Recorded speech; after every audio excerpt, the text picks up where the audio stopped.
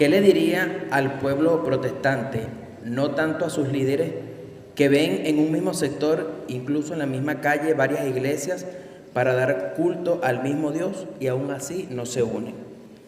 ¿Qué le diría a los curas que no aprovechan las homilías para defender el depósito de la fe, a pesar de que en la misa se lee la Biblia completa? Otra pregunta, ¿existe una Biblia de apologética donde las concordancias hagan hincapié en la defensa de la fe católica? Y por último, a usted lo acusan de violento con los protestantes, y aquí hubo un sacerdote que iba a las campañas y les jalaba los cables y les tumbaba las cornetas. Voy a ver si recuerdo lo que... Él lo trajo por escrito y quiere que yo se lo responda así. Sí, pero voy a tratar. ¿Qué le digo a los protestantes que andan divididos? Jesucristo en San Juan capítulo 17, versículo 21, fue muy claro. Él no quiere la división. Él quiere que todos seamos uno. Escúchenlo. Para que todos sean uno, como tú, oh Padre, en mí y yo en ti, que también ellos sean uno en nosotros, para que el mundo crea que tú me enviaste. Para que el mundo crea, es obligatorio que seamos uno, la unidad. Pero ojo, ¿por qué están divididos? ¿Saben lo que significa diablo? El que divide. ¿Por qué los protestantes están divididos? Porque diablo significa el que divide. ¿Y cuál es el querer del corazón de Cristo? Que todos sean uno para que el mundo crea. ¿Y por qué los protestantes están divididos? Para que el mundo no crea. Para destruir la fe. ¿Qué le diría a los sacerdotes que predican y que no defienden la doctrina? Simplemente le diría que no están cumpliendo su deber. En Mateo capítulo 28, versículo 19, Jesucristo el Señor, o lo podemos leer desde el 18, 28, 18, Jesucristo el Señor, que tiene todo el poder en el cielo y en la tierra, todo el poder se me ha dado en el cielo y en la tierra, mandó a los apóstoles, de los cuales son sucesores los obispos y nosotros los sacerdotes, colaboradores de sus obispos. ¿Pero qué mandó Cristo? Cristo mandó a enseñar su doctrina. ¿Saben qué es doctrina? Lo que Él ha enseñado. Escuchen. Y Jesús se acercó y les habló diciendo: Toda potestad me es dada en el cielo y en la tierra. Por tanto, id y haced discípulos a todas las naciones, bautizándolos en el nombre del Padre, y del Hijo, y del Espíritu Santo, enseñándoles... Aquí viene que hay que enseñar. ¿Qué hay que enseñar? Enseñándoles... Que guarden todas las cosas. Todas las cosas. Aquí viene la doctrina. Que os he mandado. La doctrina de Cristo se ha de enseñar siempre. Un sacerdote que no enseñe la doctrina está equivocado. Y el que la enseñe recibirá doble premio. Primera de Timoteo capítulo 5 versículo 17. El que enseñe, el sacerdote que enseñe recibirá doble paga, remuneración, doble honor. Primera de Timoteo capítulo 5 versículo 17. Dios ha puesto sus ancianos, presbíteros, ministros, líderes, como ustedes quieran llamarlo. Los ancianos que gobiernan bien sean tenidos por dignos de doble honor. ¿Cuáles serán los que deben tener doble honor? Escuchen. los ancianos No, siga. Los doble honor, ¿cuál es? mayormente los que trabajan en predicar y enseñar. Los que trabajan en predicar y enseñar. Tápense los oídos los sacerdotes de aquí y del mundo entero, porque no le voy a hablar a ellos, le voy a hablar a los laicos. El pecado con el cual los sacerdotes tendrán que enfrentar a Dios el día del juicio será el no cumplir esta tarea. Enseñar y predicar lo que Jesús ha mandado. Aquí entre nos, ya los sacerdotes no quieren predicar. Y los que predican 5 minutos y hablan de todo menos de la palabra de Dios. ¡Qué pecado más grande! No quiero estar en los zapatos de ese cura el día en que se muera. Y me perdonan. Pero el mandato de Jesucristo fue predicar. ¿Y no recuerdan que Jesús un día se quejó? ¿No fue San Marcos capítulo 6, versículo 34, creo que fue? Yo creo que es ese. San Marcos, ojalá que sea esa. San Marcos 6, 34. Me suena. Jesús se quejó. A ver. Y salió Jesús y vio una gran multitud. Así, ahí es. Vio una gran multitud. Y tuvo compasión de ellos. Y tuvo compasión de ellos. Porque eran como ovejas que no tenían pastor. Vamos a ver si actualmente está pasando lo mismo. Vamos a ver si en la iglesia católica hay un grupo de gente que va a la iglesia a la misa, pero están como ovejas sin pastor. Vamos a ver. Jesús vio y tuvo compasión de esa comunidad porque andaba como ovejas sin pastor. ¿Por qué? A ver, ¿por qué? Atención, pongan la lupa. Vamos a ver qué hizo Jesús para remediar eso. ¿Qué les faltaba? ¿Por qué no tenían pastor? Vamos a ver. Y comenzó a enseñarles. ¿Por qué no tenían pastor? Porque no tenía quien les enseñara. ¿No es lo mismo que está pasando hoy en la iglesia? Volvemos a lo mismo. El pueblo de Dios anda como ovejas sin pastor, porque los curas no están enseñando la palabra de Dios. Bárbaro. Y se puso a enseñarles muchas cosas. Muchas cosas. Y hoy los curas, tristemente, celebramos la misa.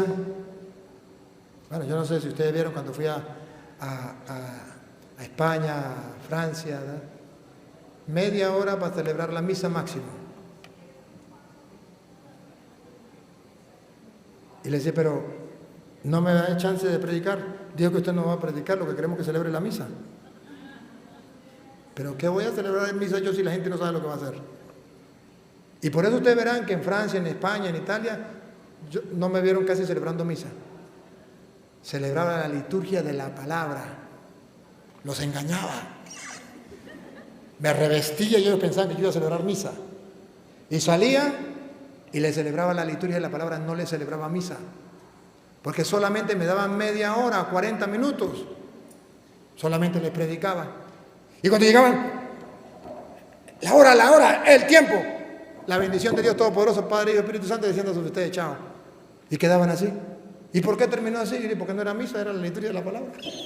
Porque yo sabía que me iban a cortar. Porque el pueblo no quiere. Bueno, el pueblo sí quiere, pero eran los jefes. Los jefes.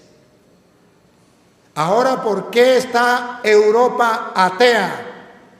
Porque los curas no quisieron predicar más. Y para allá vamos aquí también. Y si estos callan, las piedras gritan. El Señor dio la orden, mandó a predicar. El pueblo anda como ovejas sin pastor. Me perdonan mis hermanos sacerdotes, pero no puedo callar. Es un gran error. ¿Por qué no predicar? Si Cristo sintió compasión y comenzó a predicarles, a enseñarles largamente, porque andaban como ovejas sin pastor. Y el alimento es la palabra de Dios. ¿No recuerda Mateo 4:4? No solo de pan vive el hombre, sino de toda palabra que sale de la boca de Dios. Y si el pueblo se alimenta de la palabra que sale de la boca de Dios y los curas no lo están predicando, el pueblo está desnutrido. Con razón la mayoría están metiendo evangélicos y otros ateos. La cosa es en serio. ¿Y saben qué es lo peor? Que los seminaristas, que son futuros sacerdotes, que no me escuchen los seminaristas, ni siquiera han leído la Biblia y no se les ha pasado por la cabeza leerla, porque están estudiando filosofía y teología, porque quieren ser doctores en teología, en filosofía. ¿Qué me importa? Eso es basura, eso no sirve para nada. Si no tiene como fundamento la palabra de Dios. Ojo. Aclaro, porque si no me agarra una piedra. Claro. La filosofía y la teología, si no tiene su fundamento en las Sagradas Escrituras y si no se le da importancia a la Sagrada Escritura, es basura. Los papas lo han dicho, los papas últimos, Benedicto y Francisco, lo han dicho. A los teólogos, volvamos a la fuente, volvamos a la Biblia. No quiero teología sin Biblia. Qué lindo, ¿no? Pero no le han hecho caso. Me tocó usted la herida. Y perdóneme, pero estoy sangrando por la herida. Y me duele. Y me duele. Porque lo peor es que cuando hay un sacerdote que predica, se molestan. Yo tuve una oportunidad de ir a una comunidad y me invitaron. Y cuando llegué me dice el Señor que me ha invitado. No, padre, el padre no dio permiso. Y le dijo a la gente, tienen permiso para ir a los testigos de Jehová a escucharlos. A los pentecostales, a los evangélicos, a todos ellos pueden ir, tienen permiso para ir, porque eso es lo mismo, el mismo Dios y la misma Biblia. Y además aquí somos ecuménicos. Pero el que vaya a escuchar al Padre Toro queda excomulgado de la iglesia, mas nunca le doy la comunión y se larga de la iglesia. Y una catequista que era valiente se paró y le dijo, eso no es ecumenismo. Si ecumenismo es escucharlos a todos, que escuchen a los evangélicos, pero también al Padre Toro. Y él movió y fue y habló con el obispo, y el obispo, sin importarle nada y sin averiguar las cosas y sin nada, dijo, está bien, y declaró, en mi diócesis no se debe estudiar la Biblia. Que el cura Toro que venga a predicar la Biblia, no señor. Porque la Biblia pasó de moda, ya está anticuada, según ese obispo. Yo no quisiera estar en los zapatos de ese obispo. Eso fue en otro planeta, mamita. Yo creo que fue en la Luna o en el planeta Marte o Mercurio, yo no me acuerdo, cuando yo estuve por allá. Pero aquí en Venezuela, no, aquí no. Otro planeta.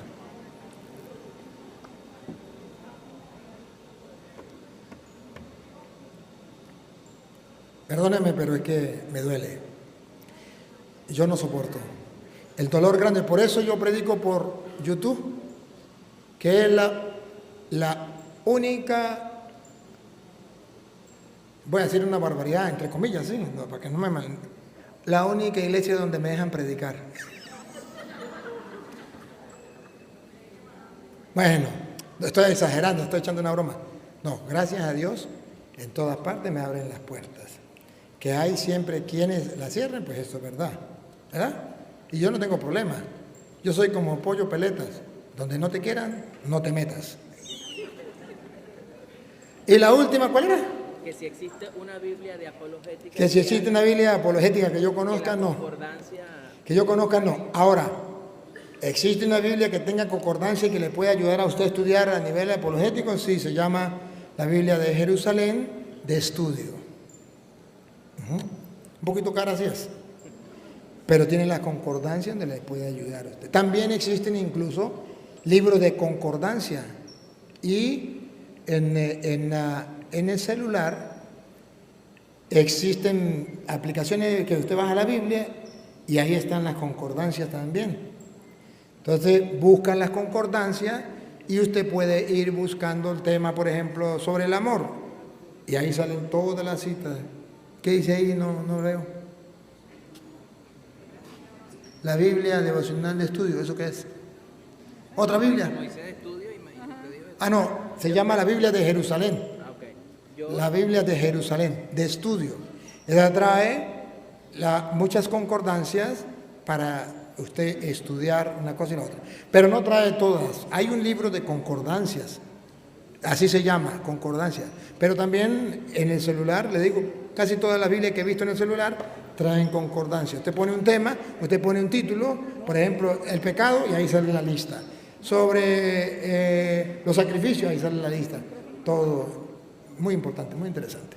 Gracias por su pregunta.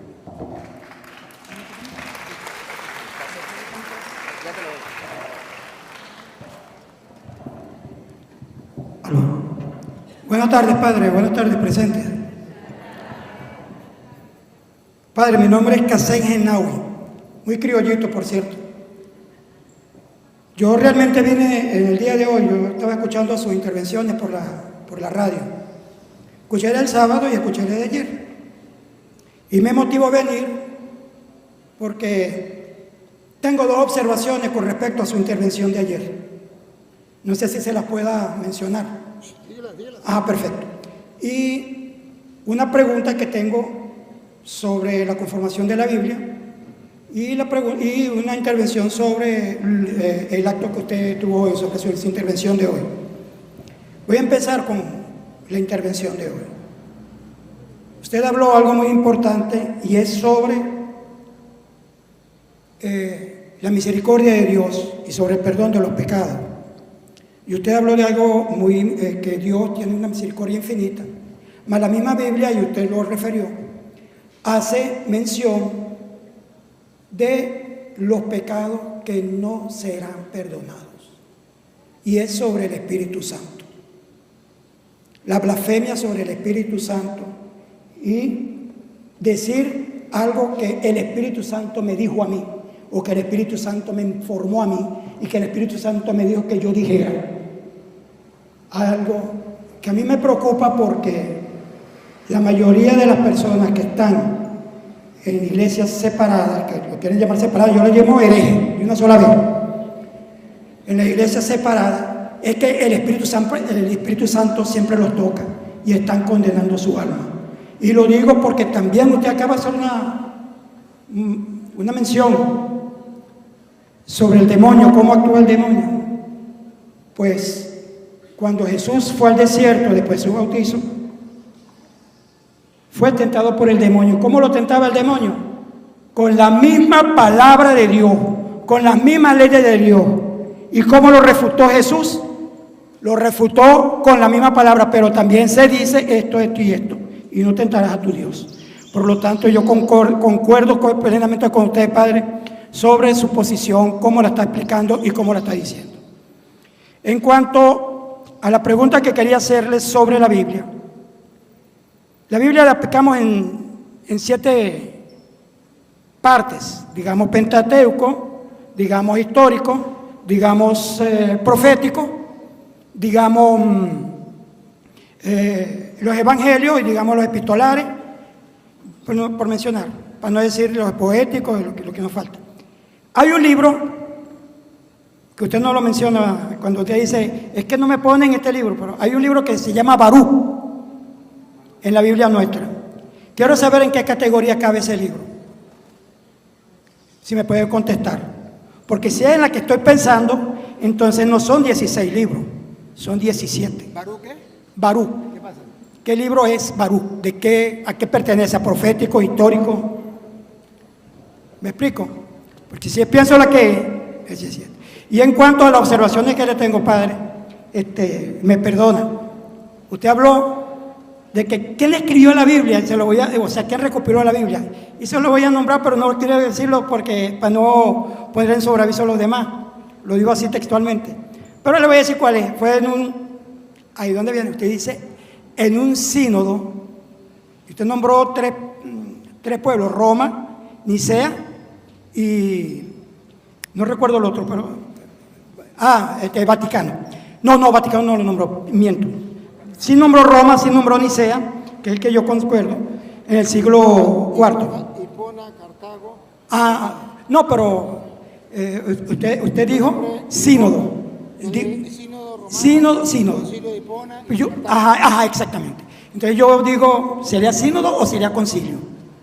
Y entro en la otra cuestión, padre, un peloncito. 73 libros son los de la Biblia, no 72. ¿Está bien? Muchas gracias. Sí, me equivoqué. Yo dije 72. Sí, me equivoqué, son 73. Ahí tiene razón. Porque son 46 y 27, saquen la cuenta. 73. Yo dije 72, ¿verdad? Ay, sí, me estoy acordando que yo dije 72. Seguro que me estaba haciendo falta el almuerzo. Pero gracias por la corrección.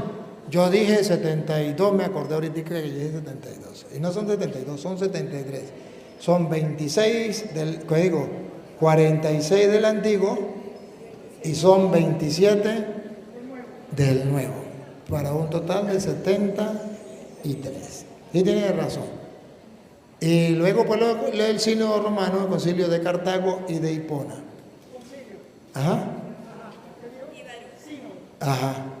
Sí. Y luego ahí sí se la quedo viendo yo porque para esa clase yo no fui. Yo andaba comprando gasolina, haciendo la cola para la gasolina. Disculpe, en cuanto a la misericordia de Dios, que es infinita y todo lo que usted explicó, maravilloso toda su intervención. Pero a mí particularmente me quedó una duda y a lo mejor la tienen mucho. Existen pecados graves y pecados menos graves, pecados que nos llevan al purgatorio para pagar nuestras penas, nuestras culpas, y pecados que nos llevan al infierno. ¿Usted me puede aclarar brevemente, no sé, cuáles son esos pecados que no voy a poder? Porque si Dios es infinito, incluso me perdonan matar a alguien, que es lo que yo considero una de las cosas más graves, aparte de difamar al Espíritu Santo. ¿Cuáles son esos pecados que no voy a tener perdón de Dios? No hay pecado que Dios no pueda perdonar. Todos los pecados son perdonables. No hay pecado que no pueda Dios perdonar. Si hay un pecado que Dios no perdona, no es porque no sea capaz de perdonar. Todos los pecados Dios puede perdonarlos y los perdona. El pecado contra el Espíritu Santo que no será perdonado no es porque Dios no pueda perdonarlo, sino porque la persona no quiere recibir el perdón. Y es el pecado contra el Espíritu Santo. Se lo voy a explicar. En San Juan capítulo 20, versículo 22, Jesús sopló sobre ellos y le dijo: reciban el Espíritu Santo. Óiganlo. San Juan 20, 22. Y habiendo dicho esto, sopló y les dijo: reciban el Espíritu Santo. ¿Qué le dio Jesús? Ahora, ¿para qué? A quienes remitiréis los pecados, les son remitidos, y a quienes se los retuviereis, les son retenidos. ¿Para qué le dio el Espíritu Santo? Para que ellos puedan perdonar los pecados. ¿Y cuáles eran las dos condiciones? A quienes le perdonen, esa es la primera. La segunda, A quienes no se lo perdonen, entonces no es que Dios no pueda perdonar, sino que si la persona no quiere creer que por medio del sacerdote el Espíritu Santo está perdonando, pues se queda sin que le perdone. Ese pecado le queda sin perdonar. Ese es el pecado contra el Espíritu Santo. Aquel que niega que el Espíritu Santo está obrando en el sacerdote para perdonar los pecados y por consiguiente no se confiesa. Se cumple lo que dice Jesús. A quienes no se lo perdonen, le quedarán sin. No porque Dios no pueda, sino porque a usted no le da la gana. Porque el pastor protestante le dijo, no se confiese con un hombre pecador igual que usted. Porque cuando Jesús dijo esa palabra, lo dijo en Mateo capítulo 12, versículo del 20 en adelante, y usted lo puede leer si quiere, o de más antes, donde Jesús expulsó un demonio, ¿se acuerdan? Y entonces dijeron, este expulsa los demonios por el poder de Belcebú, y no por el poder de Dios. Y Jesús le dijo, si yo expulso los demonios por el poder de Belcebú, sus hijos por el poder de quién lo expulsan. Pero si yo lo expulso por el poder del Espíritu Santo, por el dedo del Espíritu Santo, es porque el reino de Dios ha llegado a ustedes. Y es cuando dice Jesús, todo pecado será perdonado, pero el que blasfeme contra el Espíritu Santo no será perdonado. Observe que está hablando en cuanto un exorcismo. Jesús estaba sacando un demonio. ¿Qué es la confesión? Un exorcismo donde el sacerdote saca los demonios. ¿Por la acción de quién? Del Espíritu Santo. ¿Qué dicen los protestantes? Eso no es verdad. Eso no es por el Espíritu Santo. Los curas están engañando. Eso es mentira. Ahí no está el Espíritu Santo. Están blasfemando contra el Espíritu Santo cuando el Espíritu Santo los está liberando de esa esclavitud del pecado donde el diablo los tenía atados. Ese pecado no le será perdonado porque la persona no quiso confesarse. Pero no es que Dios no pueda perdonarle. Dios perdona todos los pecados. Pero yo no sé si le respondí la pregunta o cómo era la pregunta. ¿Cuáles son los pecados que le llevan al infierno? Bárbaro. ¿Sabe qué me dijo Jesús en Mateo capítulo 7, del versículo 1 en adelante? Dice, no juzgues y no seréis juzgados, no condenes y no seréis condenados. El juicio de condenar quién se va para el infierno y quién no es Dios. Y yo le puedo decir esto es pecado, pero no le puedo decir este va para el infierno y este no. Porque eso le toca al juez. Cuando usted se muera le pregunta a Dios. Lo único que yo puedo decirle es lo que está en la Biblia. Y la Biblia dice, esto es pecado, embriagarse, robar, matar, esto es pecado. Pero no me dice cuáles pecados llevan al infierno, a la muerte, no. Por eso usted y yo, cuando una persona muere, igualitico ofrecemos misa por él, rezamos rosario por él, hacemos novenario por él, igualitico hacemos obra de caridad por él, porque no sabemos para dónde fue. Eso le toca a Dios. ¿Me capta la idea? Nos quedamos entonces en la misma. Solo cuando muramos sabremos quién va al infierno y quién no. Eso le toca al juez. Que hay pecado leve y pecado grave, claro. 5 minutos. O sea que ya se acabó. Bueno.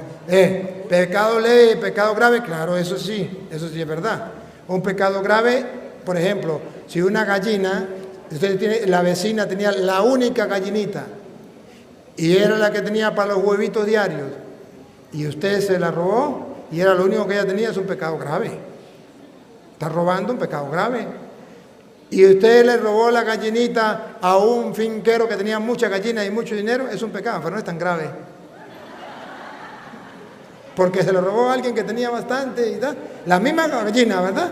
Lo mismo, pero la materia es más grave cuando usted se la robó a un pobre que lo que tenía para comer era el huevito de esa gallina. La materia es grave, entonces el pecado es grave.